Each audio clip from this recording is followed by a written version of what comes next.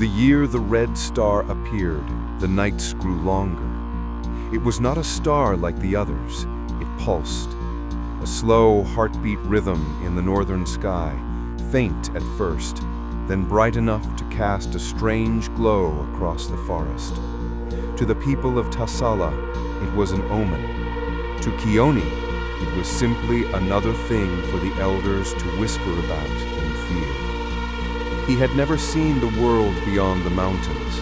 The village lay hidden between a river that sang softly at dusk and the shadow line of the forest they called Kahna'teh, the forest that remembers. The elders said the trees had roots older than the moon. They said every spirit that died returned to the forest floor. Kioni believed in none of it. That morning, he stood at the riverbank with his friend Tahsala, sharpening his hunting spear. The cold mist clung to their bare arms. Somewhere upriver, a loon cried, a sharp, lonely sound that echoed against the valley walls. "You'll never hit anything if you keep staring at the sky," Tahsala said, grinning.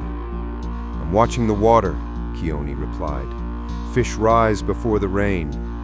Then maybe they'll swim into your hands and save you the trouble." They laughed, the kind of laughter that pushed away hunger and worry for a few heartbeats. When they turned to leave, Kioni froze. On the opposite bank, half hidden by reeds, was a shape, a deer, standing unnaturally still. Its eyes were wrong. They didn't reflect the light. He blinked, and the shape vanished, not into the forest, but as though it had never been there at all, only a ripple of water where it had stood. "You saw that, right?" Kioni whispered. "Saw what?" "The deer. There's nothing there." Tahsala looked at him with that familiar smirk, but his laugh came out thin, forced. That evening, as the villagers prepared for the moon feast, Shaman Nohawa sat beside the sacred fire. His face was a network of age and smoke. His eyes were painted black with ash. "The star rises for blood," he murmured as Kioni passed by. "It always has," Kioni replied, too tired to bow. "Not like this." Nohawa's gaze lifted toward the sky. The red light flickered across his features, making him look carved from burning clay. "The forest is stirring. The watcher dreams again." Kioni wanted to walk away, but Nohawa's hand, dry and cold as bark, gripped his wrist. "Do not go into Kahna'teh tonight." "I wasn't planning to." "You will. The forest already called your name." He pulled free and left without answering. The drums began after sunset, slow, rhythmic, calling the hunters home. Smoke rose from cooking fires, curling into the red glow of the strange star. Children danced, their shadows leaping against the hide walls of their homes. But the celebration didn't last. Halfway through the night, a scream echoed from the edge of the forest. The drums stopped. Hunters rushed toward the sound, spears raised.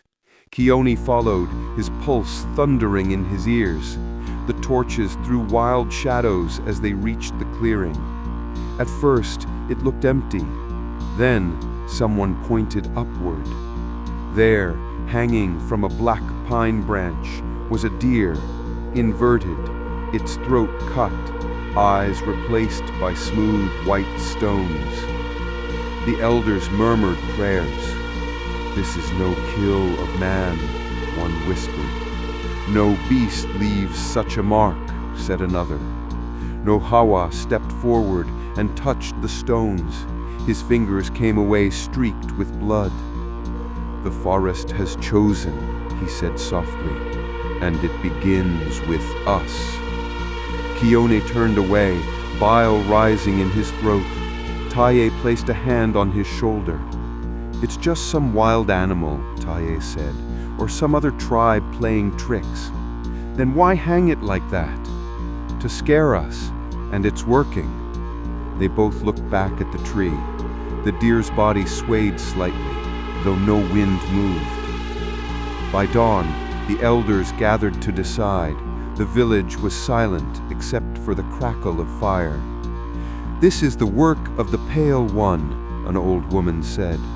"My grandmother saw it once when the rivers ran red." "The Pale One is a story," Chief Maska said. "We are not children." "Then why does the forest whisper again?" she asked. No one answered. Outside, the red star still hung low in the daylight, faint but visible, a stain on the blue sky. That afternoon, Kioni and Tahsala ignored Nohawa's warnings and ventured deeper into the woods, following the trail of broken branches near the clearing. The air was colder there. The sound of the village faded behind them. After an hour, they found another sign, a row of totems, carved faces half buried in moss. Their mouths were open, as if screaming silently. "These aren't ours," Tahsala whispered. "Old tribe," Kioni said. "The ones who lived here before. Then why are their faces turned toward the mountain?" Kioni didn't know. They continued until they reached a stream that cut through the rocks.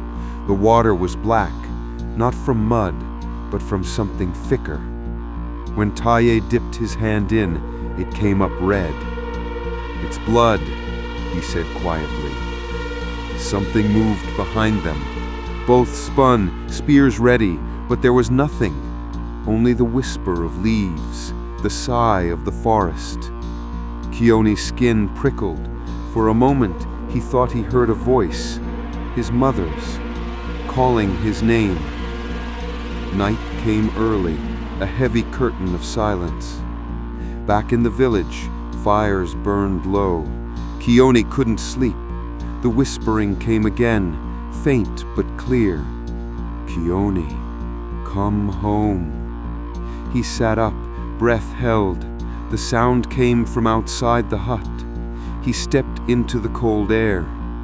The moon was thin and silver. The forest edge was a wall of black. Then he saw her, his mother, standing beneath the pines. Her hair moved in the wind, her face pale, eyes gentle as before. "Mother!" She smiled, but something about it was wrong. Too wide, too still.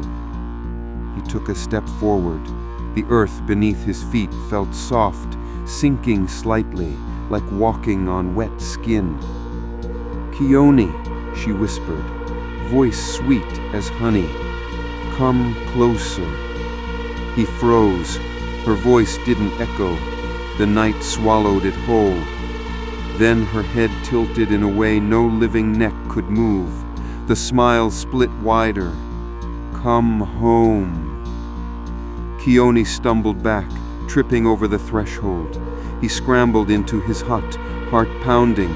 When he looked again, she was gone. Only the sound of wind moving through the pines, whispering something too old to understand. At dawn, another scream.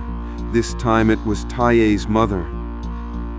They found Tahsala's bone near the riverbank, broken in half.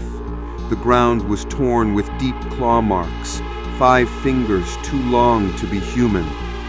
Chief Maska called the hunters again, but Nohawa stopped him. "No spears can fight what walks tonight." "Then what do we do? Sit and wait?" "No, we must remember the old words, the ones our fathers forgot." He gathered the villagers in a circle, sprinkling ash into the fire. The smoke rose, thick and blue. Faces appeared within it, twisted, hollow, whispering in an ancient tongue. Nohawa's voice trembled. "It remembers us.